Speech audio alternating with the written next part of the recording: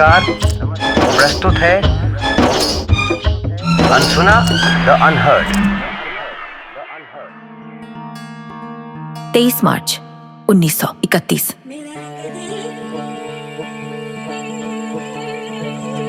सुबह नहीं थी, रात भी नहीं थी। 7:30 बजे शाम 3 रस्सियां कस दी गई, 3 धड़कनें जो रुक गई। सरकार ने सोचा था एक आवाज को दफन कर दिया, लेकिन उस रात पूरा हिंदुस्तान रोया। हम उन्हें जानते हैं, ऐड, मूंछ, निडर आंखें, लेकिन उनकी असली आवाज, उनके अपने शब्द, उनकी सोच वो हमने कभी सुना ही नहीं। भगत सिंह क्या चाहते थे? आजादी? हाँ, लेकिन किस किस्म की? क्या अंग्रेज वायसराय को हटाकर उसकी जगह किसी भारतीय को रख देने से आजादी की समस्या हल हो जाएगी?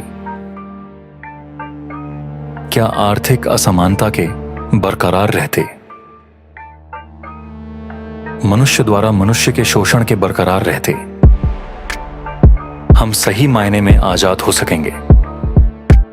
देश की राजनैतिक आजादी लक्ष्य की ओर केवल पहला कदम है। असली लड़ाई तो उसके बाद शुरू होती है। गरीब के लिए, मजदूर के लिए, किसान के लिए। यह सवाल उन्होंने 1928 में पूछा था। 23 साल की उम्र में वो सिर्फ अंग्रेजों को भगाना नहीं चाहते थे, वो इस पूरे ढांचे को बदलना चाहते थे जिसमें एक इंसान दूसरे इंसान को गुलाम बनाकर रखता है। ये सवाल आज भी जवाब मांगता है। लेकिन यह आदमी सिर्फ विचारों का बुत नहीं था, वो एक जिंदा इंसान था, हंसने वाला, मजाक करने वाला। उनके साथी राजाराम शास्त्री ने लिखा है, भगत सिंह और सुखदेव दाखिल होते हैं। एक ही खाट थी कमरे में। बातें करते करते दोनों मुझे बीच में दबाने लगे। मैं पिसता रहा, फिर हारकर जमीन पर लेट गया और वो दोनों पैर पसारकर चारपाई पर सो गए। सुखदेव भाई, राजाराम बहुत नेक साथी है। उससे हमारा कष्ट देखा नहीं गया, इसलिए बेचारा खुद जमीन पर लेट गया।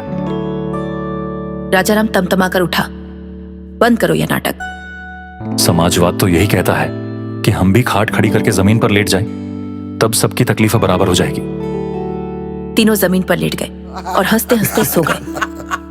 यही लड़का जो आधी रात को दोस्त की खाट छीनकर समाजवाद का पाठ पढ़ाता था, कुछ महीने बाद फांसी का फंदा चूमेगा। 8 अप्रैल 1929। उन्होंने असेंबली में बम फेंका। दरवाजे खुले थे, भाग सकते थे। जमाने ने सोचा, पकड़े गए। वो जानते थे यही प्लान था। हमारा मकसद किसी को मारना नहीं था। हमारे लिए बम से ज्यादा अहम था वो नारा जो बहरों के कानों में घुसना चाहिए था। इंकलाब जिंदाबाद, साम्राज्यवाद मुर्दाबाद। जज ने पूछा, बम क्यों फेंका? बहरों को सुनाई देने के लिए धमाके की जरूरत पड़ती है। पूरा कोर्ट चुप हो गया। यह नौजवान जंजीरों में था, लेकिन उसकी आवाज पूरे हिंदुस्तान में गूंज रही थी। फांसी का हुक्म आया। उनके साथी बाबा रणधीर सिंह आए, बोले, भक्त, अब तो झुको, वाहिगुरु को याद करो, मौत सामने है, माफी मांग लो। तब भगत सिंह ने जो कहा वो किसी कमजोर इंसान के शब्द नहीं थे। अगर मैं विश्वास करता होता तो मैं फरियाद करता। मैं नहीं करता क्योंकि यह मेरी कमजोरी नहीं है, यह मेरी ताकत है। मुझे यह आरोप पसंद है कि मैं नास्तिक हूं, क्योंकि इस आरोप में एक गहरी जिम्मेदारी है, सोचने की, समझने की। जो इंसान सोचता है वही बदलता है, वही बदलाव लाता है। तब भगत सिंह ने जो कहा वो किसी कमजोर इंसान के शब्द नहीं थे। मौत के मुंह में खड़े होकर ईश्वर को नकारना ये डर नहीं था, यह उस इंसान की सबसे बड़ी हिम्मत थी। जब पूरे देश ने उन्हें बचाने के लिए पैसे इकट्ठे किए, उन्होंने बचाव समिति को एक खत लिखा। फांसी लगने वालों की चिंता को छोड़कर वह रुपया उन लोगों के नाम जमा कर दिया जाए जिन्हें उम्र कैद की सजा हुई है। दुनिया से जाने वाला इंसान उनकी चिंता कर रहा था जिन्हें जिंदगी जीनी थी।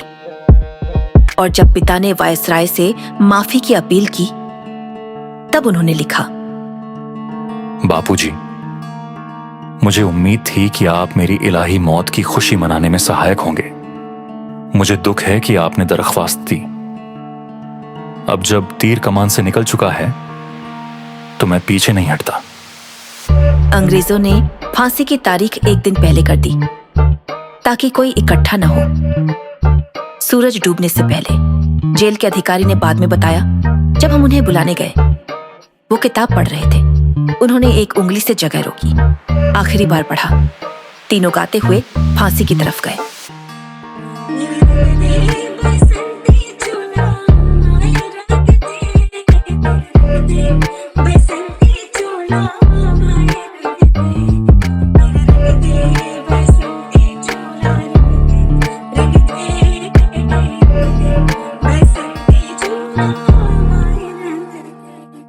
मार्च भगत, सुखदेव, राजगुरु तीनों की मिली जुली उम्र 69 साल। अंग्रेज सरकार ने सोचा था खत्म हो गया, लेकिन जो इंसान मौत के सामने यह कह सके, चलो, यह मेरी कमजोरी नहीं है, यह मेरी ताकत है, वो मरता नहीं। वो लड़का जो रसगुल्ले खाता था, जो दोस्त की खाट छीन कर कहता था समाजवाद यही है, जो फांसी से 3 दिन पहले अपना चंदा दूसरों के लिए दे देता था, जो किताब में उंगली रखकर उठा और मुस्कुराते हुए चला गया, वो लड़का आज भी जिंदा है। मेरा नाम एक क्रांति की निशानी बन जाएगा। जब तक यह जुल्म की व्यवस्था कायम है तब तक मेरा नाम जिएगा। जिंदगी तो अपने दम पर ही जीनी चाहिए। दूसरों के कंधों पर तो जनाजे उठाए जाते हैं। 90 साल बाद वो पोस्टरों में है, नारों में है, लेकिन उनका असली पैगाम, वो सवाल जो उन्होंने पूछे थे, क्या हम उन्हें जीते हैं या सिर्फ याद करते हैं? इनकलाब जिंदाबाद।